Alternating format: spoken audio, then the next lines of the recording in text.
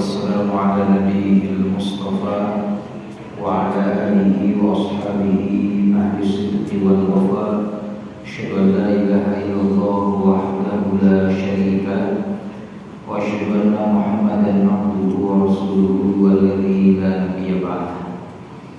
اللهم صل وسلم وبارك على أشرف الأنبياء والمرسلين نبينا محمد صلى الله عليه وسلم وعلى آله وأصحابه ومن سار على هديه إلى يوم الدين. أما بعد. Alhamdulillah, puji syukur kepada Allah Subhanahu wa taala, kita masih dianugerahi nikmat sehat, kesempatan dan nikmat umur. Yang itu semua kita pergunakan dalam rangka ketaatan kita kepada Allah Subhanahu wa taala, melaksanakan rangkaian ibadah saum kita dan ibadah-ibadah lainnya di bulan suci Ramadan ini.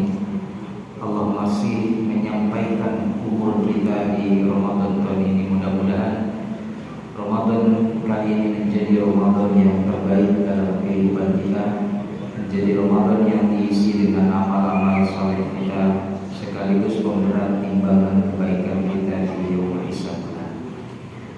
Ikhwati rahimakumullah.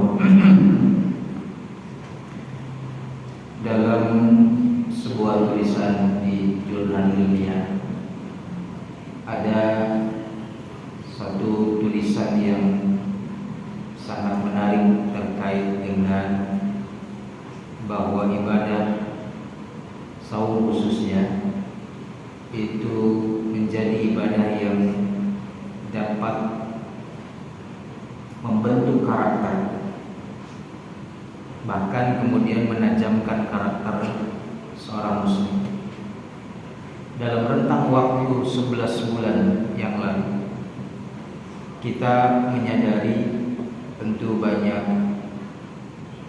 kelalaian kita, banyak kekurangan kita, bahkan tidak jarang dosa dan maksiat kita lakukan, baik yang kita sadari maupun yang tidak kita sadari.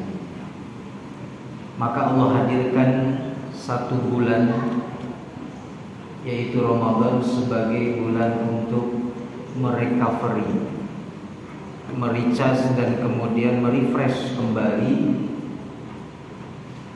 kekuatan baterai keimanan kita. Kata Ibnul Jauzi rahimahullah, andaikan Allah tidak hadirkan Ramadan dalam kehidupan seorang muslim, niscaya kita akan sulit untuk bertakwa. Kita akan menjadi sulit ya sebagai orang yang bertakwa. Kenapa? Karena tadi dalam rentang waktu tadi di 11 bulan sebelumnya banyak hal-hal kelalaian kita dalam menunaikan hak-hak Allah Subhanahu wa taala. Sehingga Allah hadirkan satu bulan ini sebagai bulan untuk mengembalikan ya baterai keimanan kita, sekaligus menajamkan kembali karakter kita. Dalam jurnal itu disebutkan bahwa karakter manusia itu sesuatu yang melekat dan dihasilkan dari sebuah proses panjang dan banyaknya pengulangan, pembiasaan. Contoh misalkan kalau anak kita makan atau minum dengan tangan kiri, Pak, lalu kemudian kita tidak menegurnya, kita tidak mengingatkannya, maka dia akan menjadi sebuah kebiasaan karena berulang kebiasaan, sehingga akhirnya menjadi karakter, ya, menjadi sesuatu yang melekat, inherent dalam kehidupannya. Jadi dia kemudian makan minum dengan tangan kiri sudah terbiasa, akhirnya jadi karakter. Tapi ketika kita diajari oleh orang tua kita dulu bahwa makan dan minum itu, seorang muslim haruslah meneladani apa yang dilakukan oleh nabinya. Makan dengan tangan kanan, minum dengan tangan kanan. Ketika kemudian kita membiasakannya, maka akan menjadi sebuah karakter, kebiasaan yang kemudian terus menerus akan membentuk menjadi sebuah karakter. Sehingga nanti otomatis ketika kemudian kita ada makanan dan minuman, secara automatically kita mengambil itu dengan tangan kanan, memakan dan meminumnya dengan tangan kanan. Itulah proses yang kemudian di dalam Al-Quran ada kalimat-kalimat yang diulang oleh Allah. Ada tikrarul ayat, ada ayat-ayat yang diulang. Gunanya apa? Untuk terus mengingatkan kita sesuatu yang terus-menerus diulang-ulang masuk dalam pikiran kita, terbentuk menjadi sebuah mindset, lalu kemudian akan membentuk karakter kita, meresap ke dalam hati dan juga kemudian berubah menjadi sebuah perbuatan yang berkesinambungan. Maka kata Ali bin Abi Thalib radhiyallahu anhu, berusahalah kalian untuk selalu membersihkan diri. Karena membersihkan hati, maksudnya membersihkan jiwa. Ketika kemudian jiwa hati kita sudah bersih, maka pikiran akan bersih. Lalu berusahalah untuk selalu membersihkan pikiran kita. Dengan bersihnya pikiran, maka lisan kita akan bersih. Berusahalah terus untuk membersihkan lisan, maka kemudian akan berubah menjadi perilaku kita bersih. Dan ketika kemudian kita berusaha untuk membersihkan perilaku kita, maka itu akan membentuk sebuah karakter. Sehingga ketika karakter seseorang menjadi baik, itu akan menentukan nasib dia baik atau tidak. Dan itu ada di ibadah saum dalam tulisan ini. Ada di ibadah puasa. Sebab apa? Disebutkan di situ pembentukan karakter setidaknya minimal 18 hari, maksimal hingga 254 hari. Minimal 18 hari rentangnya sampai 254 hari.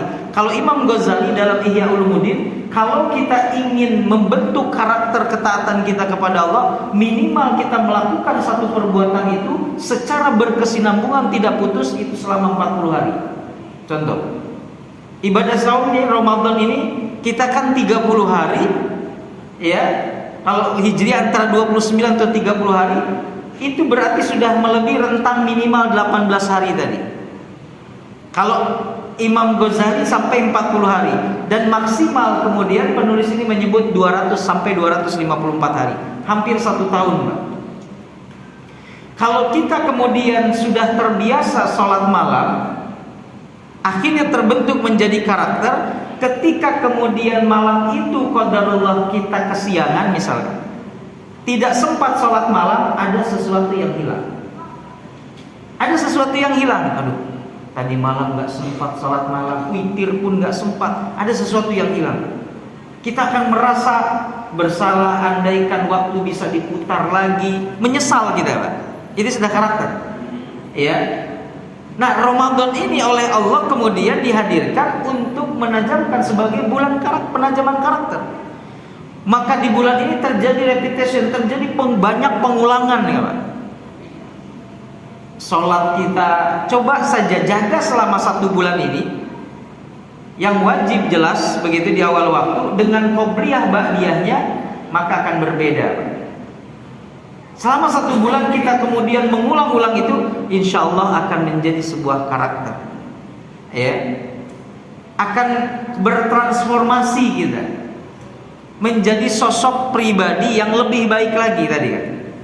Misalnya dari satu ibadah, tilawah Quran misalkan, di luar Ramadan mungkin kita jarang-jarang baca Quran, tapi di Ramadan ini kita berusaha untuk merutinkan membaca Al-Quran. Itu dalam rangka membentuk karakter. Belajar dari seorang ulama yang kemudian berhasil menyusun kitab sahih tentang hadis yang sahih, yang itu menjadi rujukan. Bahkan para ulama menyebutkan ashahul kitab ba'da kitabillah Sahihul Bukhari, ya. Kitab paling sahih setelah Al-Quran, Sahih Bukhari. Itu disusun oleh seorang yang bernama Ibnu Hajar Al-Asqalani. Dia dari apa? Dari kemudian melihat, belajar dari tetesan air ke atas batu, sehingga disebutlah Ibnu Hajar, anak batu. Dia memperhatikan, oh ternyata batu yang keras pun ketika terus menerus atau secara istiqomah, padahal dengan setetes, Tidak langsung diguyur satu ember, nggak akan ngaruh. Tapi setetes demi setetes, tapi istiqomah, dia kemudian konsisten, maka batu itu kemudian berlubang, bahkan bisa terbelah. Ya, bahkan bisa terbelah. Kenapa? Ternyata batu yang keras tadi bisa berlubang dan terbelah bukan karena disiram air yang banyak, seember atau satu bak, satu drum, tetapi setetes demi setetes, hanya continue. Itulah pembentukan karakter. Maka Ibnu Hajar mengambil pelajaran dari situ, sehingga dia pun sebenarnya belajar itu sudah usianya sudah agak uzur sebenarnya, atau sudah tidak muda lagi. Tapi melihat itu, oh ternyata batu yang keras pun kalau terus menerus kemudian ditetesi air, bakal berlubang juga. Ya, bakal berlubang juga. Maka Allah menggambarkan hati manusia itu ditampilkan dengan gunung. Gunung saja kata Allah diturunkan Al-Quran kepadanya, itu bisa tunduk hancur lebur. Ya, walau anzalna hadzal qur'ana ala jabalin la ra'aitahu khashian. Sekiranya kami turunkan Al-Quran kepada gunung, maka kalian akan melihat khashian, gunung-gunung itu tunduk, mutasaddian, bahkan hancur berkeping-keping, min khasyatillah, karena takut kepada Allah. Sebenarnya ayat ini kemudian ingin menyindir kepada kita, sekeras apakah hati kalian wahai manusia, diturunkan Al-Quran tapi tidak membuat hati kalian menjadi tunduk kepada Allah. Gunung saja yang merupakan tumpukan bebatuan sehingga menjadi begitu kokoh, bahkan disebut dalam Al-Quran sebagai pakunya bumi, pasaknya bumi, itu bisa hancur lebur ketika diturunkan Al-Quran setahap demi setahap. Pertanyaannya, hati manusia tidak sekeras gunung, tetapi kenapa diturunkan Al-Quran tidak pernah lembut hatinya, tidak pernah tunduk kepada Allah? Kenapa? Karena tadi tidak dilakukan secara kontinu. Pembentukan karakter itu membutuhkan pembiasaan. Nah, Ramadan ini Pak, 1 bulan ini Allah menyediakan waktu untuk kita menajamkan karakter kebaikan kita. Apa yang ingin kita tajamkan? Mungkin menjadi rutin dalam melaksanakan ibadah salat, baik yang wajib maupun yang sunnahnya, qobliyah, ba'diyah, dan ibadah salat sunnah lainnya. Atau kita akan menjadi rutin membaca Al-Quran. Ada yang rutin kemudian berinfak, bersedekah, bukan masalah jumlah, tetapi masalah keinginannya, masalah niatnya, ya, masalah semangatnya. Karena tidak pernah dibicarakan jumlah, tapi kondisinya baik fisarra wa dharra, dia tetap yunfikun, dia tetap menginfakkan hartanya, tidak peduli dalam keadaan lapang maupun sempit. Jadi semangatnya yang dijaga, bukan masalah nilai dan nominalnya. Nah, itulah yang kemudian Bapak Ibu, Ramadan kali ini harus benar-benar membentuk karakter dan kemudian melembutkan hati kita tadi, ya. Jangan seperti gunung saja bisa hancur lebur diturunkan Al-Quran, padahal hati manusia tidak sekeras gunung. Ya, artinya apa? Dilembutkan hati kita, dimunculkan empati kita. Ya, saudara-saudara kita di Palestina, mereka kondisi saat ini sedang berpuasa dalam kondisi musim dingin, dan musim dinginnya cukup musim dingin yang ekstrim, sehingga bantuan dari Indonesia misalkan, ya, baik itu dari pemerintah atau dari NGO-NGO, ormas-ormas seperti Muhammadiyah, itu banyak seperti baju-baju hangat, jaket, sweater, multivitamin. Kenapa? Karena dinginnya memang luar biasa. Tetapi ada seorang jurnalis Palestina menyebutkan begini, dan tulisan itu viral di sosial media. Beliau menulis begini dalam bahasa Arab, saya terjemahkan bahasa Indonesia. Ramadan kali ini berbeda dengan Ramadan tahun sebelumnya. Ramadan tahun ini datang mengingatkan kepada kita bahwa Anda punya saudara yang sejak 5 bulan yang lalu sudah memulai puasanya, dan sampai saat ini mungkin ada yang belum berbuka. Ya. Jadi Ramadan kali ini adalah mengingatkan kita punya saudara. Ada saudara di belahan bumi Allah ini yang mereka mulai puasanya 5 bulan yang lalu, Pak.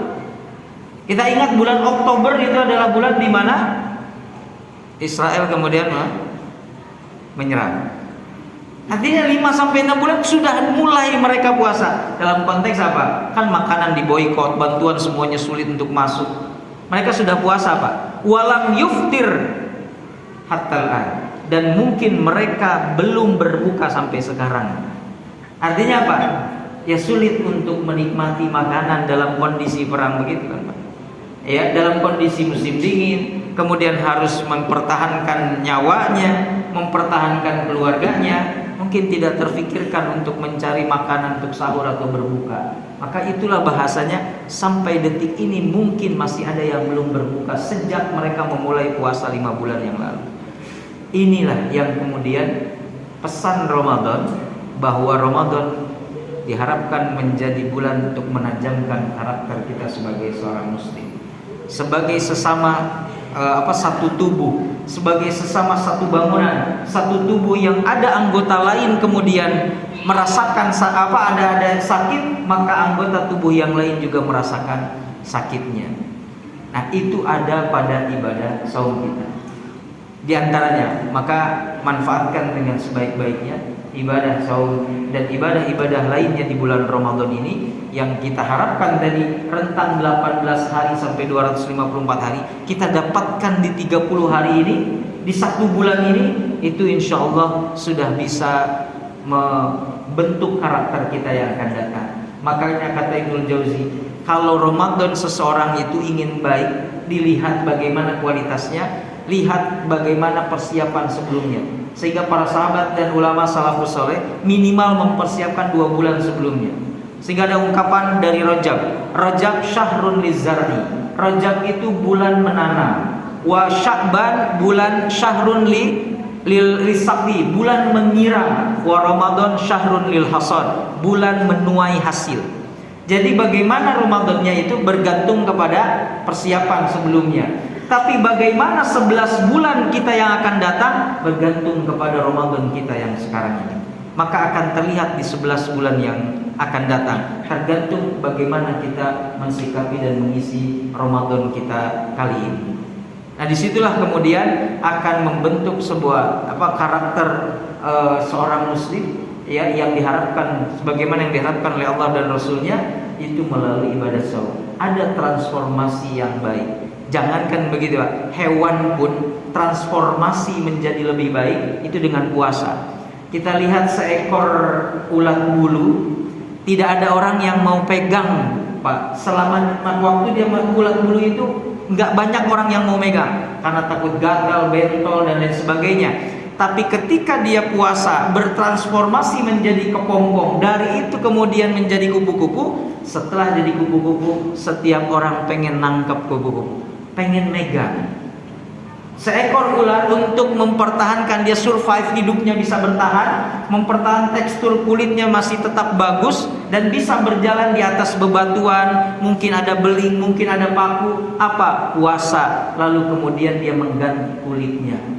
Jadi ternyata ibadah puasa secara fisik pun itu bisa mengalami transformasi fisikal yang bagus, ya.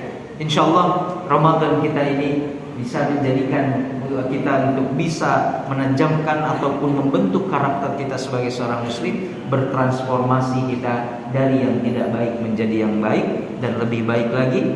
Kalau sudah baik, ya, dari perilaku yang banyak kesia-siaan menjadi perilaku yang banyak kemanfaatan untuk dirinya, umat, dan tentu untuk agamanya. Khotimah rahimakumullah, demikian yang bisa saya sampaikan pada kesempatan kali ini. Semoga menjadi ibrah, tazkirah bagi saya pribadi khususnya dan umumnya bagi kita semua. Jazakumullahu khairan katsiran, hadanallahu wa iyyakum ajmain. Subhanakallahumma wa bihamdika, asyhadu an la ilaha illa anta, astaghfiruka wa atubu ilaik. Assalamualaikum warahmatullahi wabarakatuh.